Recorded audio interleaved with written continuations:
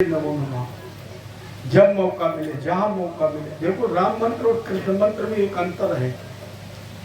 राम मंत्र है वेद मंत्र। हालांकि जग में सुंदर है जो नाम चाहे कृष्ण कहो या राम, लेकिन मेरी दृष्टिकोण में जन्म से लेकर महाप्रयाण तक एक बुनियादी अंतर रहा है हमेशा राम और कृष्ण में। दोनों एक है, लेकिन दोनों में बुनियादी अंतर है।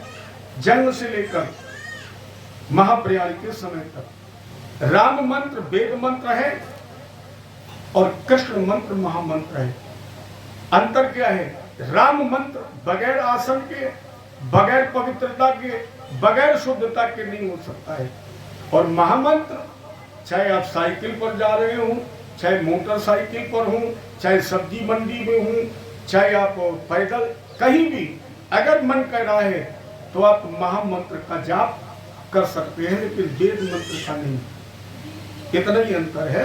तो महामंत्र है कृष्ण मंत्र, इसलिए आप कहीं भी पूरा मंत्र ना गा पाए तो इतना तो चलते फिरते गा ही सकते हो, गोविंदाय नमो नमः। जैसे एक और लोग कीर्तन करते हैं, हरे राम राम राम हरे हरे। इसमें भी एक नियम है।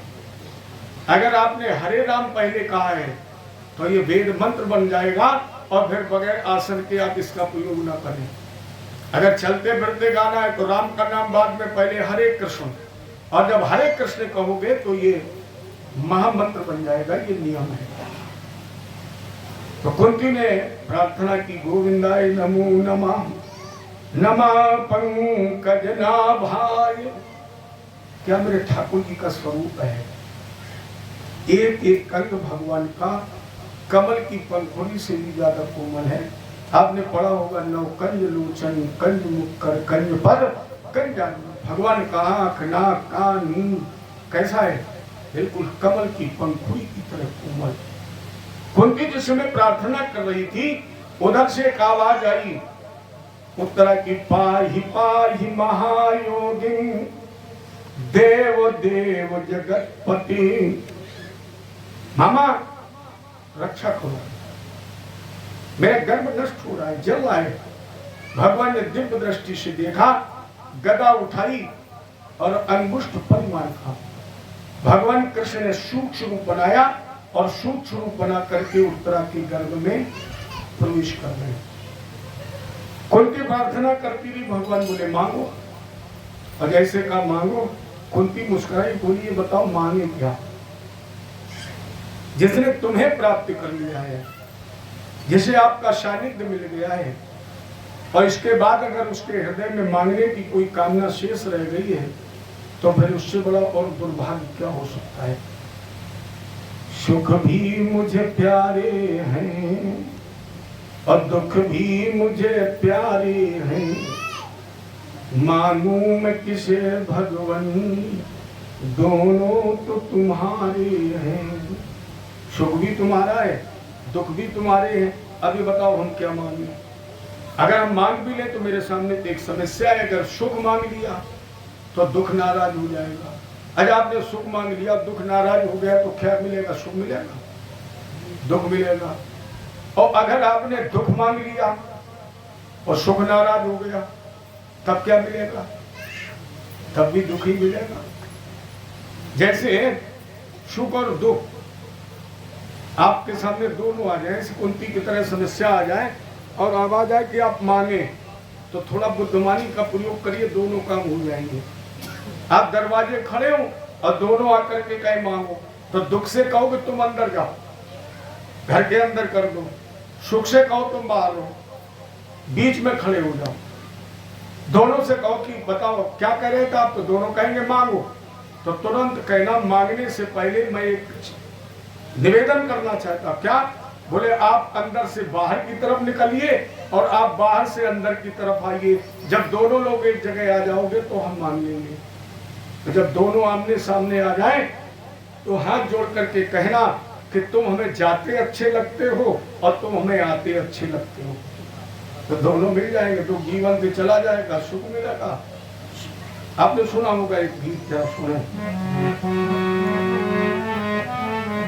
संसार है एक नदिया, सुख दुख तो किनारे हैं, ना जाने कहाँ जाए हम बहते धारे।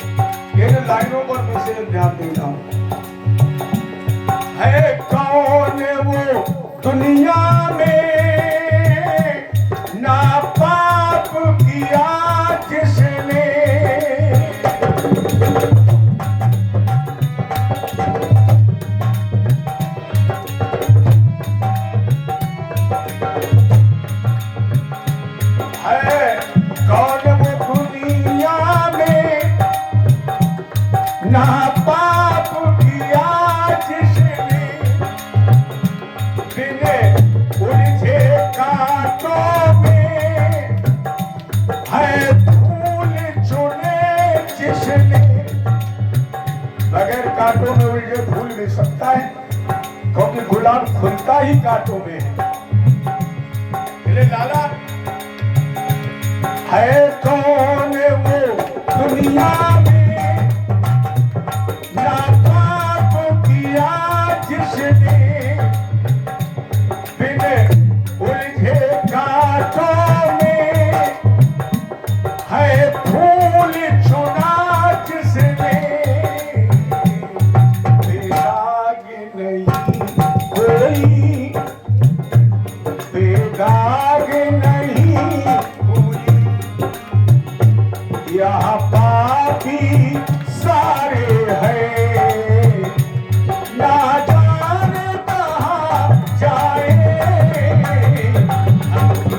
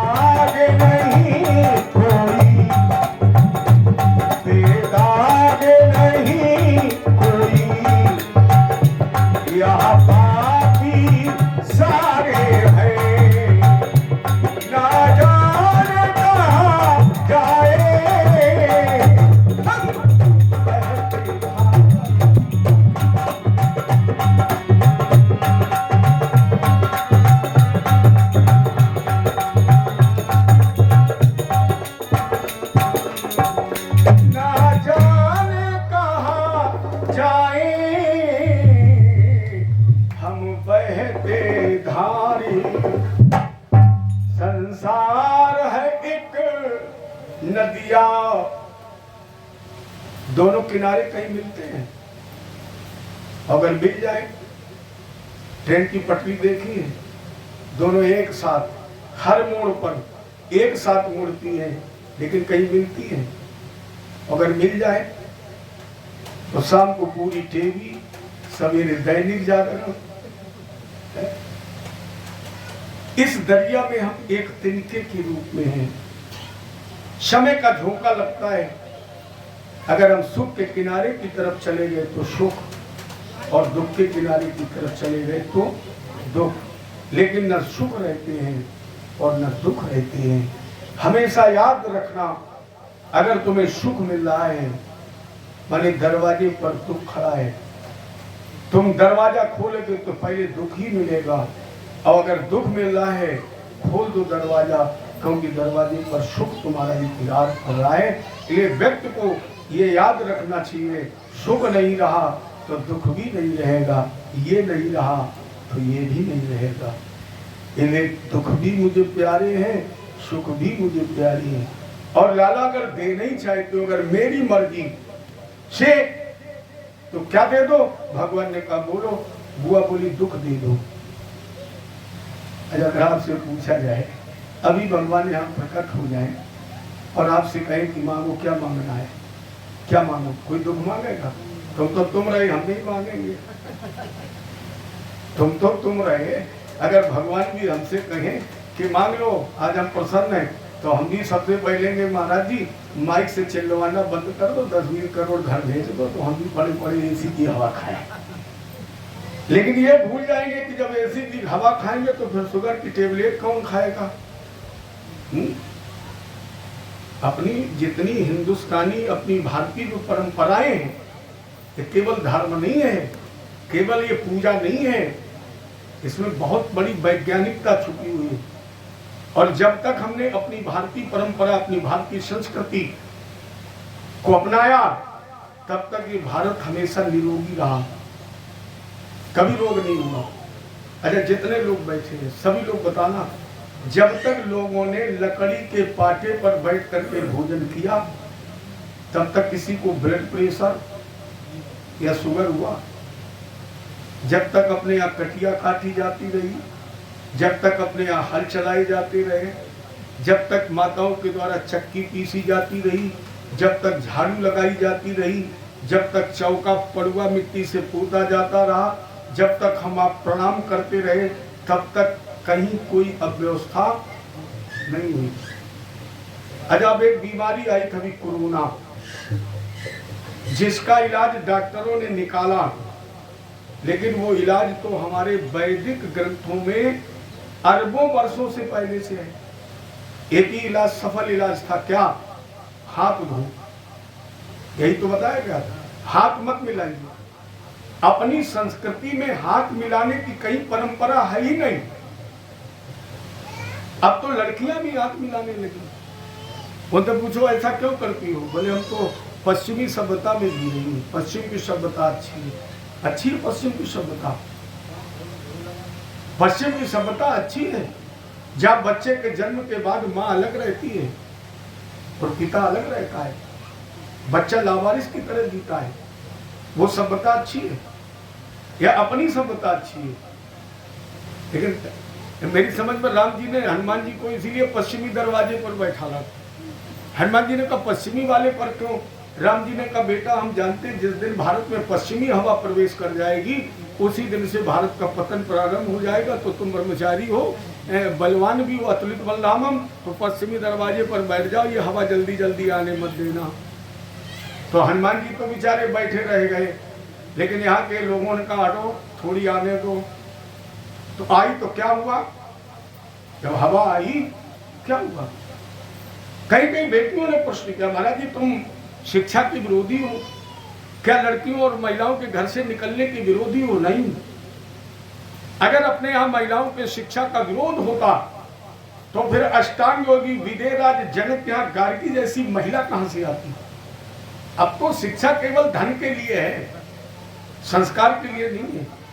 अगर भारत में महिलाओं की शिक्षा का विरोध किया गया होता तो फिर विद्वोत्तमा ने विश्व के समस्त विद्वानों को पराजित कैसे किया होता? आपको ज्ञान चाहिए, लेकिन हम आपसे हाथ जोड़ करके सभी, केवल स्त्रियों से नहीं, आप सभी लोगों से निवेदन है, संस्कार पहले डालो। जब संस्कार होंगे तो संस्कारित शिक्षा भी मिलेगी। अगर संस्कार नहीं होंगे, पिता अगर बेटे के सामने पी रहा है और इसके बाद पिता चाहे कि हमारा बेटा नशा से दूर रह पाएगा? ये स्वयं संस्कार डालो।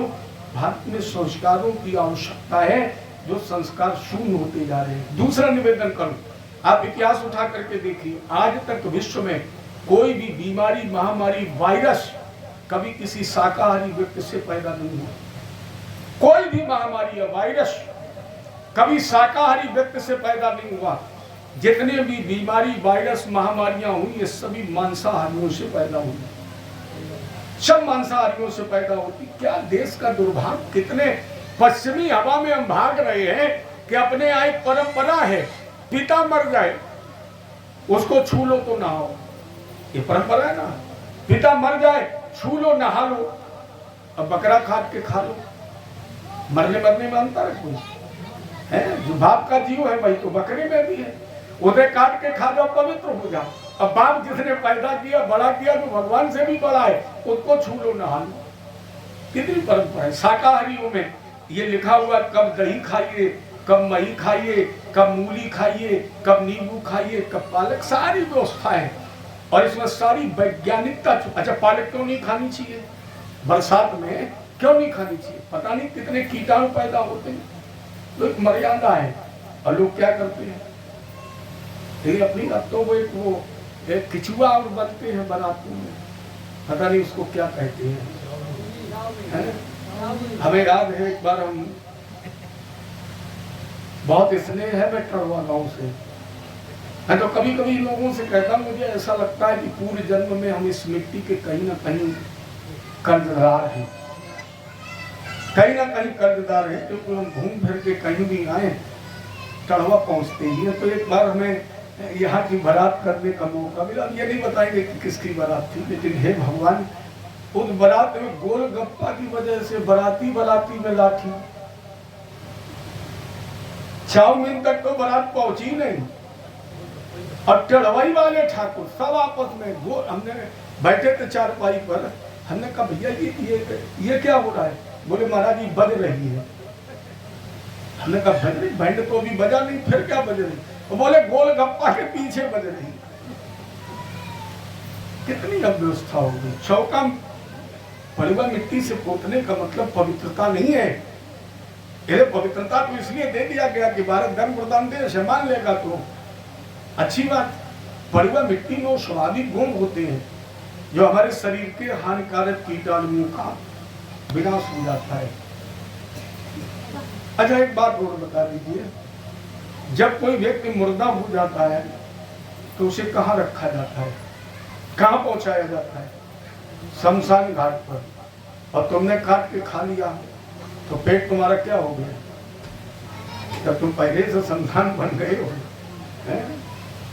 इसलिए खान पान, व्यवहार, नियम, धारणा, प्यार, समाधि, सारी व्यवस्थाएं अपने यहाँ। जो कोरोना हुआ तो डॉक्टरों ने क्या कहा? हाथ धो, नमस्ते करो हाथ। अमेरिका के राष्ट्रपति को भी नमस्ते करनी पड़ी। ऐसी सभ्यता आई कि वहां भी नमस्ते, सब हाथ मिलाने से डरने लगे। अपने आप पहले से परंपरा है। व्यक्ति जब नहाने जाता था तो सबसे पहले हाथ धोता था, पैर धोता, तब नहाता था। नहाने के बाद भी वो हाथ पैर धोता था। पूजा पर नहा के आए बिल्कुल पवित्र होता था। लेकिन आप कितने पवित्र होकर के पूजन के आसन पर जब बैठते थे, सबसे पहले क्या करते थे? आचार्य जी क्या कहते? हाथ धो। और सबसे अंत में कार्यक्रम क्या होता? आरती। और जैसे आपने आरती ली, आचार्य जी ने कहा हस्त प्रक्षालम, हाथ धो। भोजन करने यहाँ जाओ, हाथ धो। भोजन करके उठो, हाथ धो। अपने यहाँ तो परंपरा थी कि रात में जब सोने जाते थे, इसके पहले भी हाथ पैर, जो हम चरण पादुकाएं सड़क पर पहन करके जाते थे, उसे कभी दरवाजे के अंदर नहीं जाते। क्या करते थे? वहीं दरवाजे पर उतार देते थे। केवल पवित्रता धर्म नहीं है, जैसे हम आप शमशान घाट पर जाते हैं तो मुर्दा को जलाने के बाद फिर नहाते क्यों हो? क्या केवल पवित्रता ही केवल धर्म है? नहीं, वहां का वातावरण इतना अशुद्ध होता है, पता नहीं कौन सा वायरस कौन सा कीटाणु वहां हवा में तैर रहा हो और तुम उसके संक्रमण में आ जाओ। तो बोले इसलिए मुर्दा जलाने के बाद नहा लो, और अगर वहां के नहाने से पवित्रता हो जाती तो फिर दरवाजे पर क्यों नहाते? ये सारी स्थिति है कि हमारा आपका शरीर सुरक्षित रहे। तो सारी वैज्ञानिकता इसमें छुपी हुई है। इसलिए अपना धर्म सबसे श्रेष्ठ धर्म है। इसलिए सुख दुख बराबर है, ये नहीं रहा वो भी नहीं रहेगा, हम नहीं रहे तो ये निश्चित है कि प्यारे एक दिन तुम भी नहीं रहोगे, ये यही रहेगी, ये यही रहेगी, ये न कहीं गई न कभी जाएगी। इसके लिए महाभारत का युद्ध हो गया, 18 अक्षरी सेना का संहार हो गया। ये कहीं गई नहीं गई, ये यहीं रहेगी। परमात्मा ने जब तक तुम्हें दी है तब तक इसका भोग करो, मालिक वही है। तो अगर कुंती ने कहा अब बताओ अब क्या मांगे, और मांगना देना तो केवल दुख। भगवान बोले अभी दुखों से दिल नहीं भरा है। अच्छा अपने जीवन का इतिहास देखो, तुम्हें कभी सुख मिला है? कुंती को जीवन में कभी सुख नहीं मिला। पैदा हुई, माता पिता का सुख नहीं मिला, कुंती राजभोज के यहाँ पली, विवाह हो गया, पति को किंदम ऋषि का श्राप लग गया, पति का भी सुख नहीं मिला। बेटा सुख देने के योग हुए तो दुर्योधन और शकुट के कपट जाल में फंस गए। और बुआ जब तुम्हें सब मिल रहा है। कुंती ने बड़ी अच्छी बात कही। कुंती ने कहा लाला जब सब कुछ मिल रहा है तब तू जा रहा है, जब सब कुछ मिल रहा है तब तू जा रहा है। कौन ऐसा व्यक्ति होगा जो अपने जीवन से गोविंद को जाने देना चाहेगा? कौन वो? उसका दुर्भाग्य ही तो है जो अपने जीवन से गोविंद को जाने देना चाहेगा। इसलिए मुझे दुख चाहिए। भगवान फिर बोले क्यों? कुंती ने कहा लाला सुख से दुख अच्छे हैं, सुख से दुख अच्छे हैं, कम से कम तेरी याद तो दिलाते हैं। अच्छा दुख ना मिले, जीवन भर सुख ही मिले, कब राम कहोगे? वो तो पैर में जब कांटा लगता है तब अपने आप निकलता है राम। इससे हमें एक अनुभव लगता है, एक अनुभव बनता है कि परमात्मा उसे ही दुख देता है जिससे अपना भजन करवाना चाहता है, सबको नहीं देता है। परमात्मा उसे ही कष्ट देता है, उसे दुख देता है जिससे अपना भजन करवाना चाहता है। क्योंकि परमात्मा सबका तन नहीं लेता है। ध्यान देना तिवारी जी, परमात्मा सबका तन नहीं लेता है, परमात्मा सबका मन नहीं लेता है, और परमात्मा सबका धन नहीं लेता है। यहाँ तक कि परमात्मा सबके आंसू भी नहीं लेता है। अगर उसकी मर्जी नहीं है तो सबके आंसू भी नहीं लेता है। तो भगवान के सामने रोने बैठोगे तो मैंने सुना लोग कहते मेरे आंसू सूख गए हैं, तो आंसू भी तुम्हारे सूख जाएंगे। तो उसी को दुख देता है जिससे वो अपना भजन करवाना चाहता है। इसलिए प्रभु मुझे दुख। कन्हैया उठकर खड़े हुए, कुंती ने कहा लाला एक निवेदन हो रहे। भगवान ने कहा बोलो। कुंती ने कहा तुम परसों चली जाना।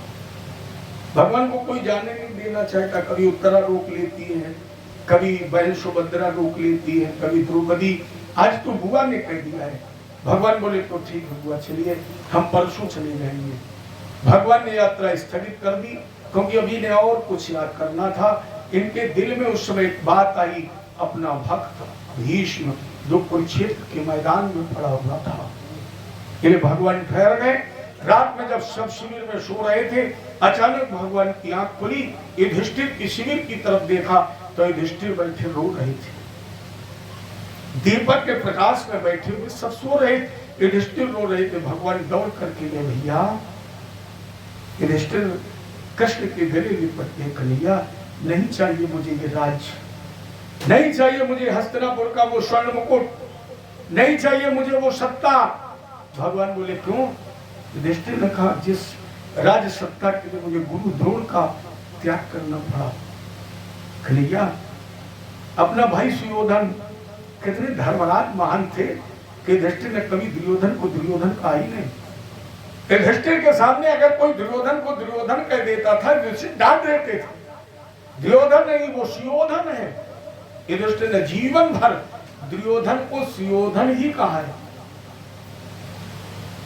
नहीं चाहिए मुझे राज्य, जिसके लिए मुझे अपने 100 भाइयों का बलिदान करना पड़ा। बाबा भीष्म बाणों की शेख पर लेटे हुए भगवान समझाने लगे। भैया उसी तरह समझाया भगवान ने जैसे अर्जुन को समझाया। भगवान कृष्ण ने महाभारत में 2 बार गीता बोली है, एक बार अर्जुन के सामने और दूसरी बार बोल रहे युधिष्ठिर के सामने। लेकिन वो गीता का ज्ञान अर्जुन ने मान लिया, युधिष्ठिर ने नहीं माना। क्यों? युधिष्ठिर कृष्ण को केवल अपना छोटा भाई मानते हैं। अब छोटे भाई की बात जल्दी जल्दी बड़ा इतना छोटा मानते थे युधिष्ठिर की। जब युधिष्ठिर का राज्याभिषेक हुआ और भगवान कृष्ण द्वारका जाने लगे तो युधिष्ठिर ने अर्जुन को बुलाया और बोले गांडीव संभाल लो। अर्जुन ने पूछा क्यों? युधिष्ठिर ने कहा मेरा छोटा भैया द्वारका जा रहा है, बहुत सुंदर है, कितने सुंदर आभूषण गहने पहने हैं, रास्ता बहुत खतरनाक है, कहीं मेरे लाला कृष्ण को कोई लूट ना ले, इसलिए अर्जुन तुम लेकर के द्वारका जाओ। तो जो अपने भाई अर्जुन को भगवान की सुरक्षा में भेज सकता है, इतना जिसे मोह हो प्रेम हो, उसकी बात वैराग्य की मान ले। युधिष्ठिर पर असर नहीं हुआ। और जब युधिष्ठिर पर असर नहीं हुआ, राज सत्ता जब किसी भी कीमत पर लेने के लिए तैयार नहीं हुए, तब भगवान ने भीष्म को माध्यम बना लिया। तब भीष्म को माध्यम, शायद भगवान इसीलिए रुके भैया चलो कोई बात नहीं, मेरी इच्छा है कि कल महात्मा भीष्म का दर्शन किया जाए। पांडवों को द्रौपदी को साथ में लिया, भगवान कुरुक्षेत्र के मैदान पहुंचे। भीष्म बाणों की शेख पर लेटे हुए थे। भगवान ने प्रणाम किया और प्रणाम करने के बाद अर्जुन को आगे कर दिया। भगवान अर्जुन के पीछे खड़े हो गए। अर्जुन ने आवाज लगाई, बाबा ये आपका प्रिय नाती गांडीवधारी अर्जुन अपने बड़े भैया युधिष्ठिर, मजले भीम, नकुल और सहदेव, आपकी कुलवधु द्रौपदी के साथ प्रणाम।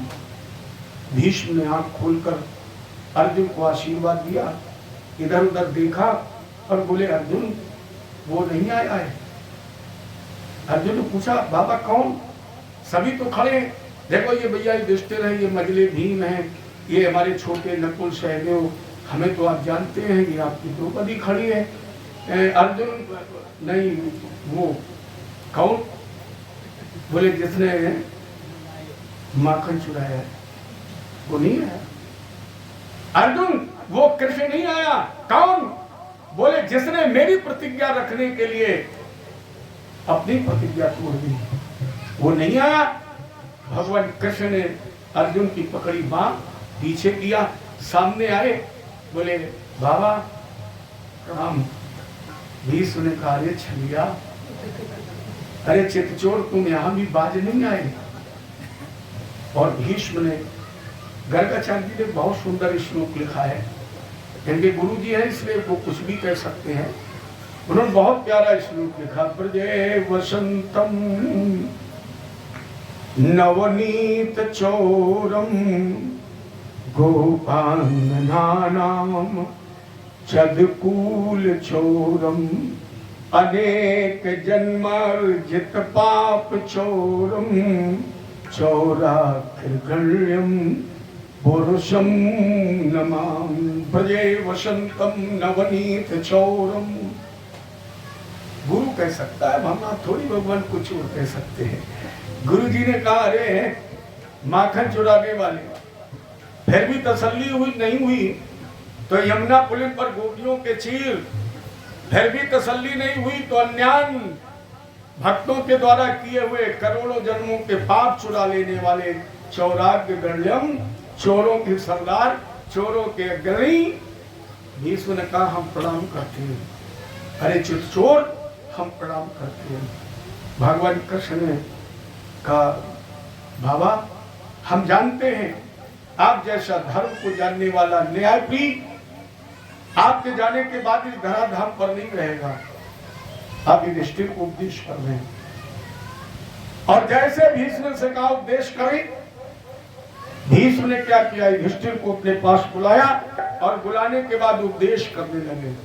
दान धर्मान राज धर्मान मोक्ष धर्मान विभागशाम श्री धर्मान भगवत धर्मान समास अभ्यास योगिता।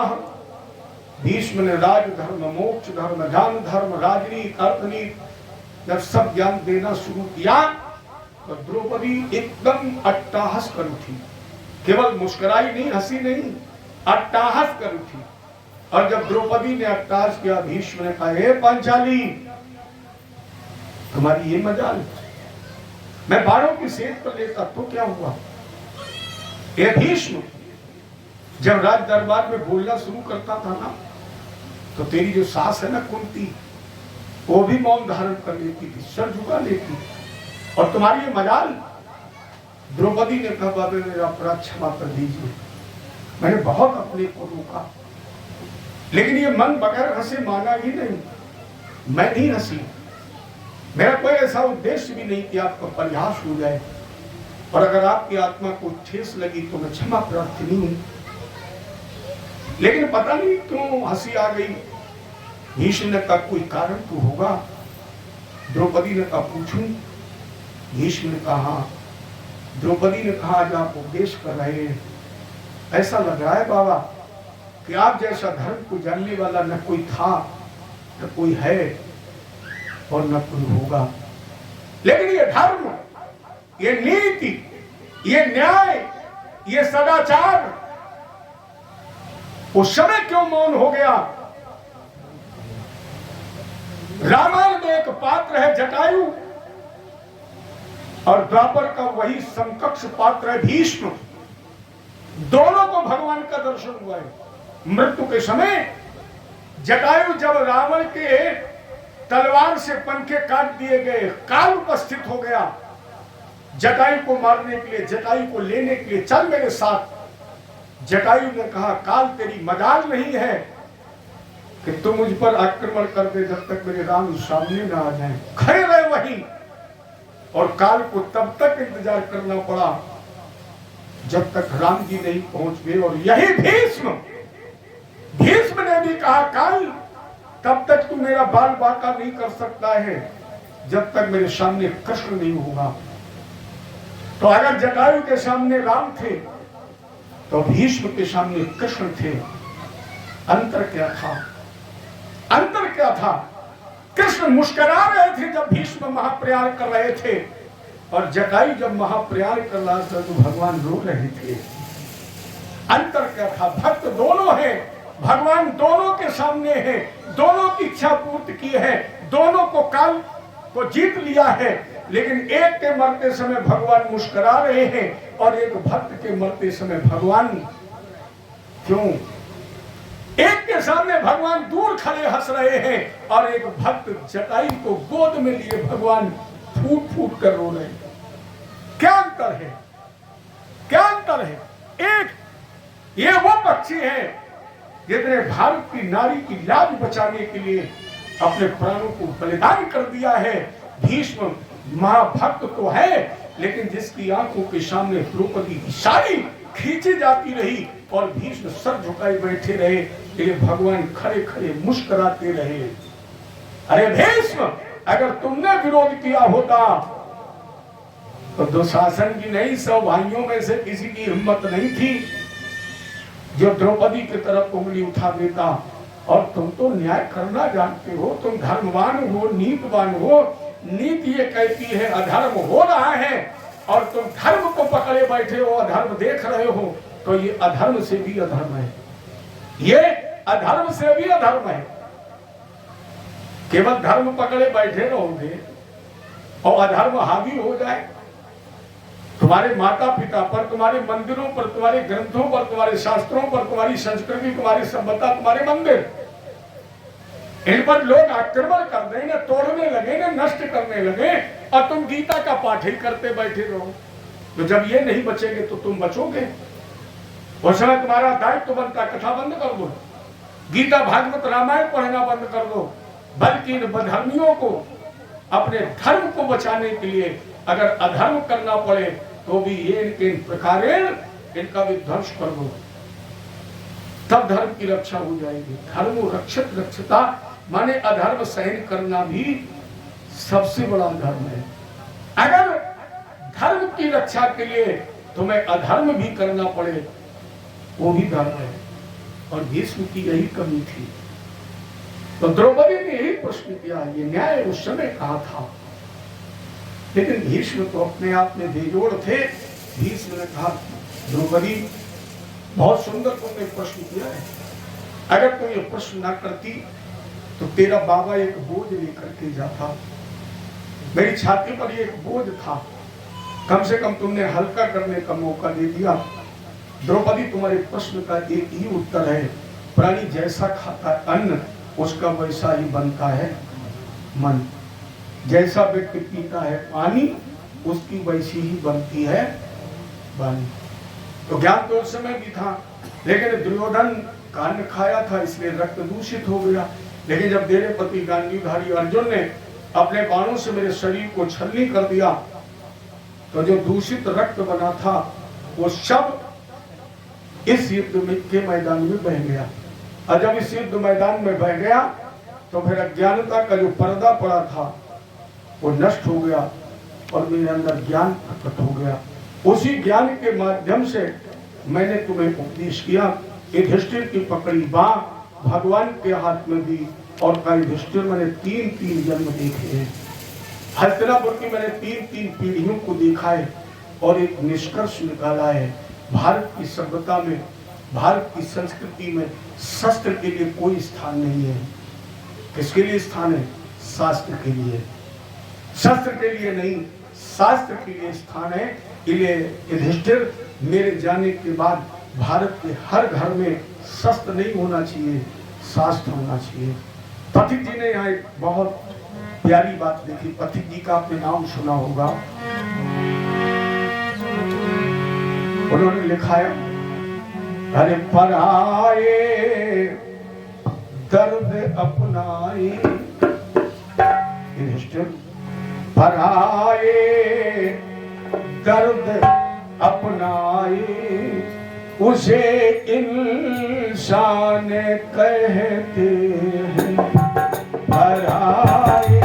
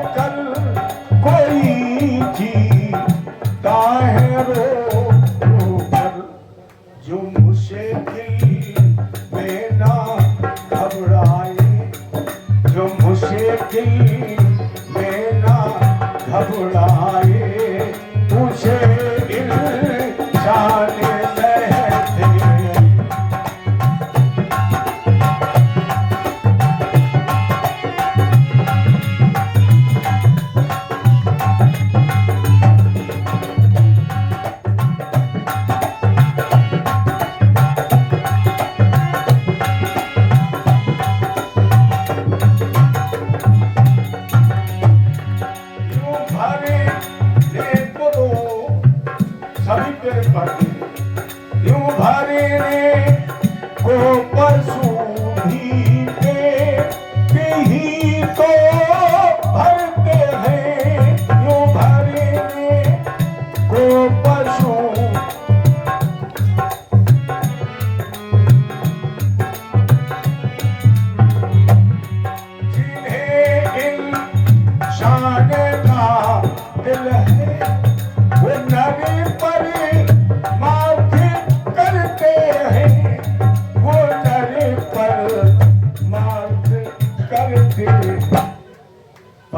के जो बात कर खाए।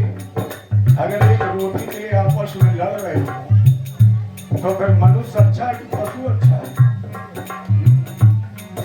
सबसे ज्यादा प्रेम कौन करता अपने बच्चे से? बंदर। सबसे ज्यादा मरने, लोग कहते हैं मरने के बाद भी 6 महीने तक, लेकिन वही बंदर का बच्चा अगर एक रोटी का टुकड़ा दिए खा रहा है तो माँ भी उस बच्चे को उस रोटी का टुकड़ा खाने देती है। प्यार बहुत सीने से लगा के रखती है, लेकिन रोटी का टुकड़ा नहीं खाने देती है, झपट लेती है। अगर वही तुम कर रहे हो तो तुम तो विवेकी हो। यूं भरने को तो पशु भी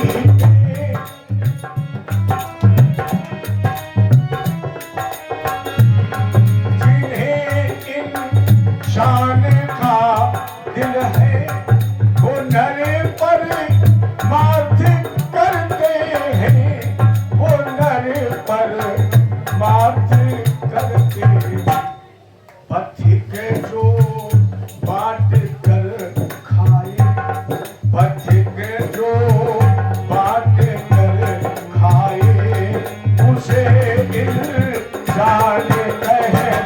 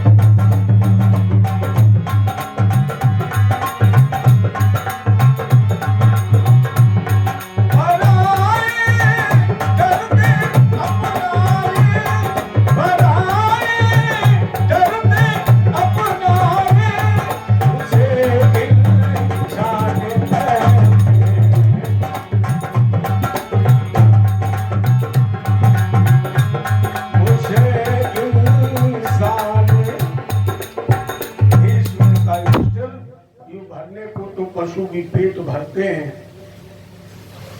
जिन्हें इंसान का दिल है वो नर परमार्थ करते हैं। पथिक जो बांट कर खाए उसे इंसान कहते हैं।